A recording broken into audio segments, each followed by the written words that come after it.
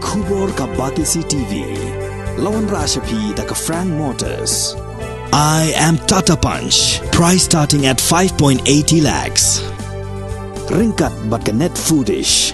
Ordar mapi nginwan ra amangi hakir dobyeng jongpi. Honorable Speaker, sir. Yes, please. At the outset, I'd like to thank you for admitting this very important call attention motion and the rules 54(1 of the Rules of Procedure and Conduct Business pertaining to the news item that appeared in local Khasi Daily, Nongsai Hima, dated 26th August. Under the caption, Daka GAC, Thao Ki Sauseng, Bat Kasunjuk, Man Persya Tem Khalai, Hariboy.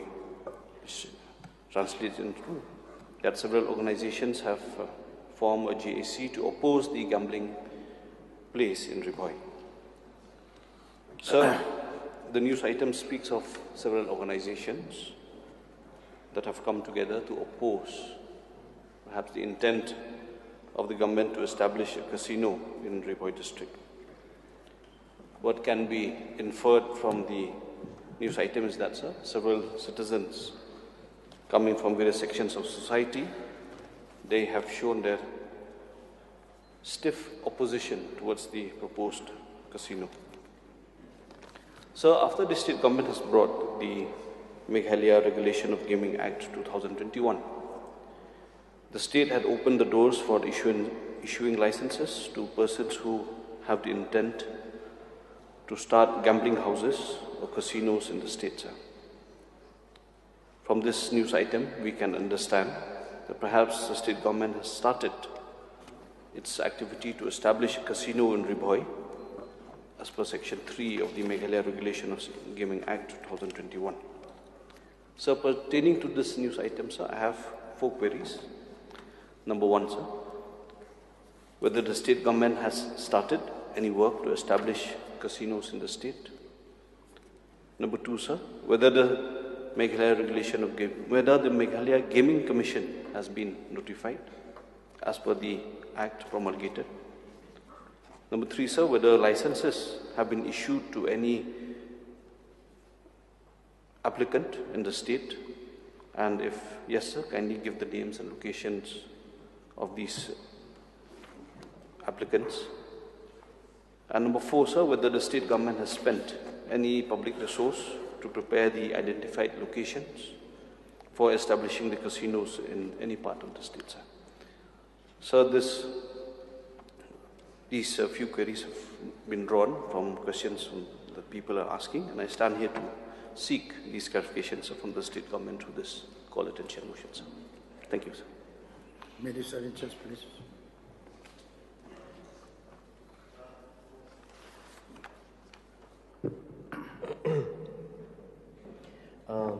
Thank you, Mr. Deputy Speaker, sir.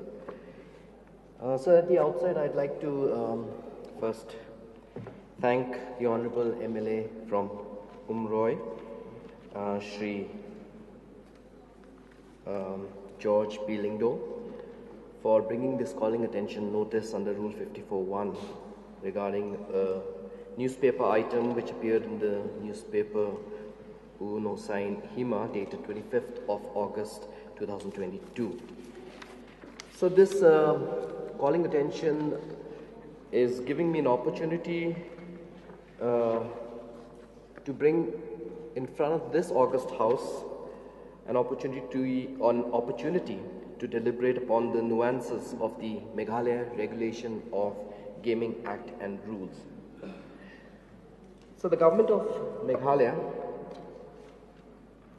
let me place on record, sir, being fully conscious of its responsibility and commitment to the all-round growth and development of the state and its people, is focusing on promoting niche tourism in the state. This would help in creating jobs for the local people. It would help in bringing economic prosperity to our people, and to raise the GDP of our state and enhance revenue generation to fund development activities in sectors like health, education, roads and bridges, transport, sports and youth, etc., etc., sir. So while the state is blessed with great scenic beauty, we have also noted that other states in the neighborhood, especially in the northeast, sir, have started to offer stiff competition to the state in the tourism sector. This is because they share a similar topography, and some of them are having additional attractions in the form of historical, architectural, and archaeological structures. Therefore, the government of Meghalaya had to find an unprecedented, atypical solution to attract tourists other than leisure or low-budget tourists by offering them niche tourism for the high-worth tourists, sir. Mr. Deputy Speaker, sir, gaming in all its forms has been in practice throughout history, and we would be deceiving ourselves by denying that it is not present in the state of Meghalaya. For instance, sir, betting on the game of archery has been legalized in the state since 1982, and it was very much prevalent before its legalization, which perhaps prompted the then government to regulate it through legalization, as prohibition was not a solution. Even presently, sir, it is a fact that betting on games like bullfights, though officially banned, cockfights, dice games, etc., is furtively played in remote areas of different villages in our state. It is seen, sir, that states like Goa and Sikkim have also promoted tourism through the legalization of gaming in physical premises.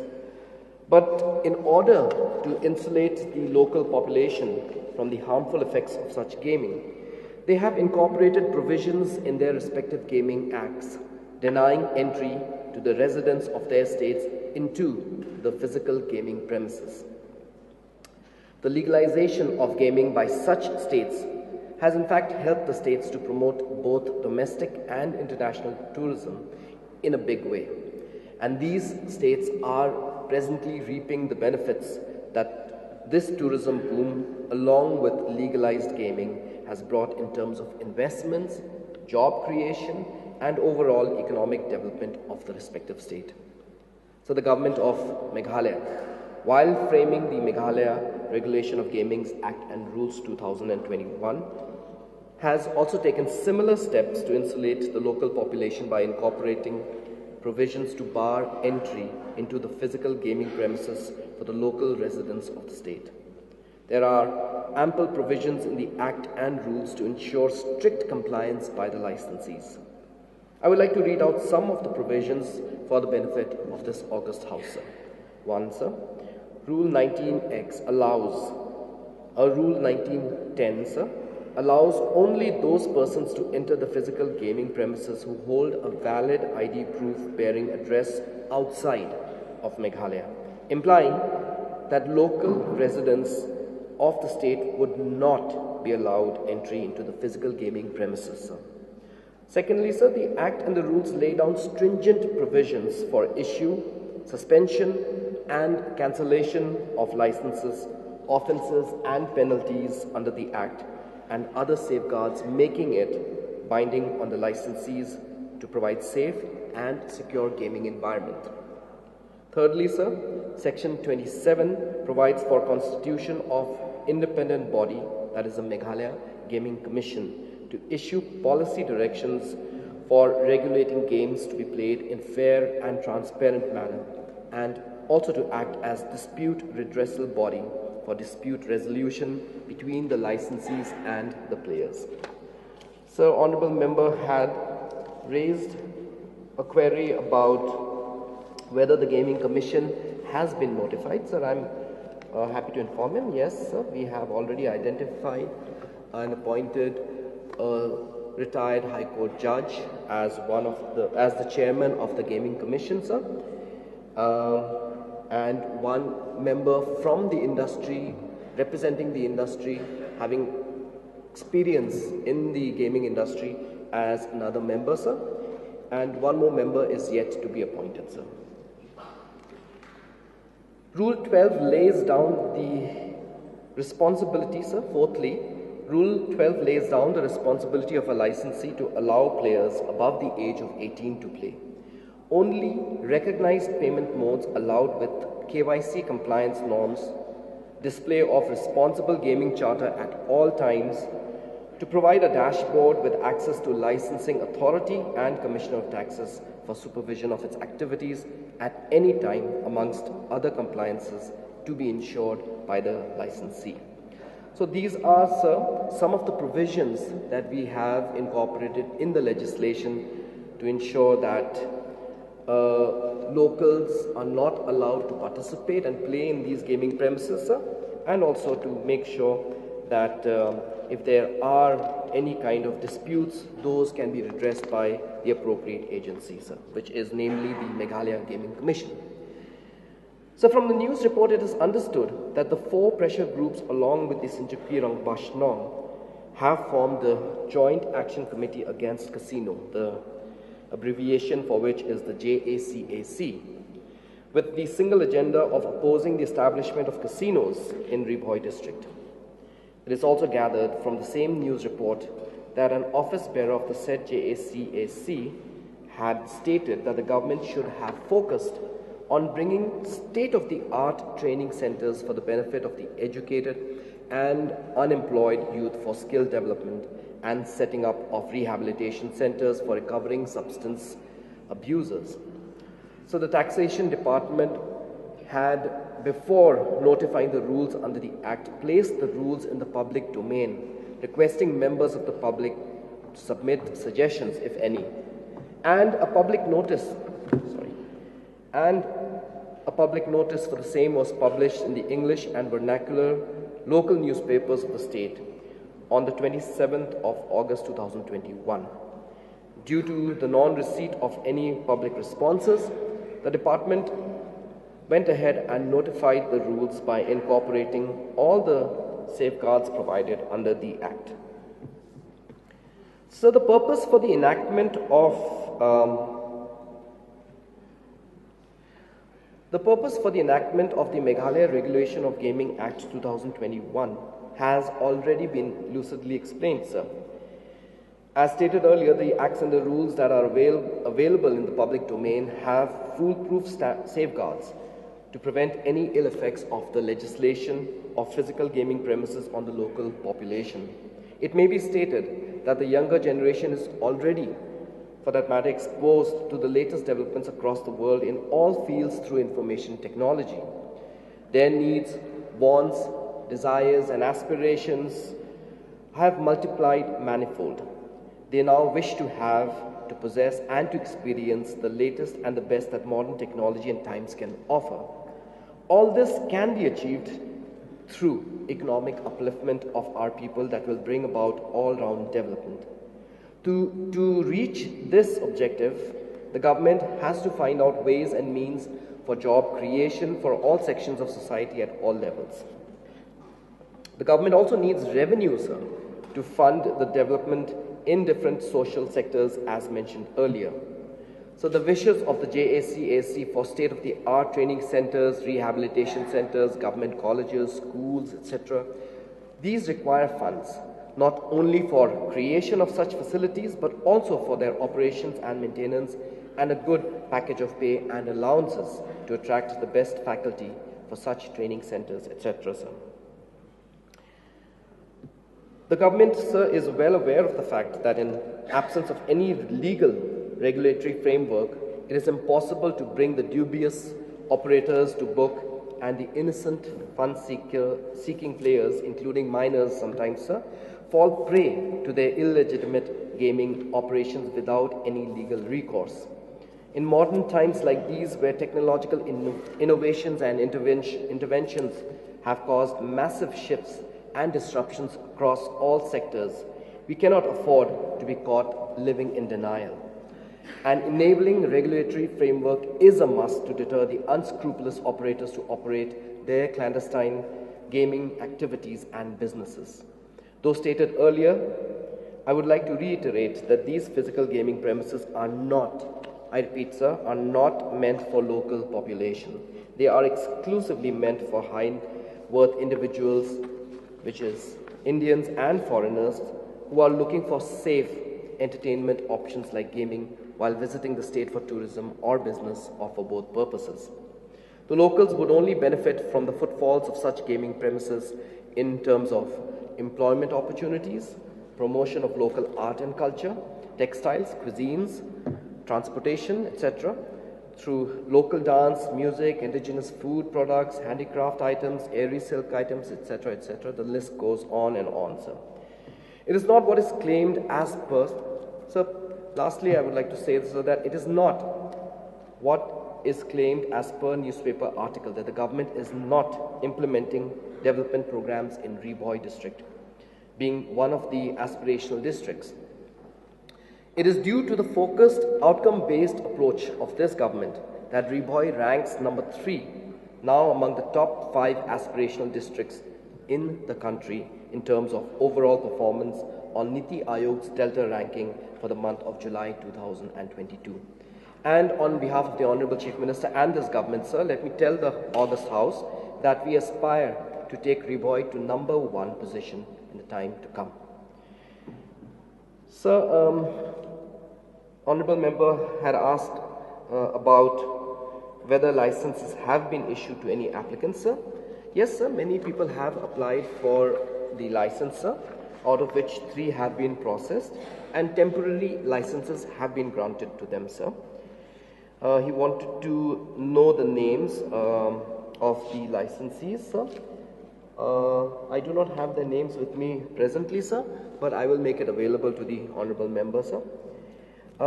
He also wanted to know whether any work has started.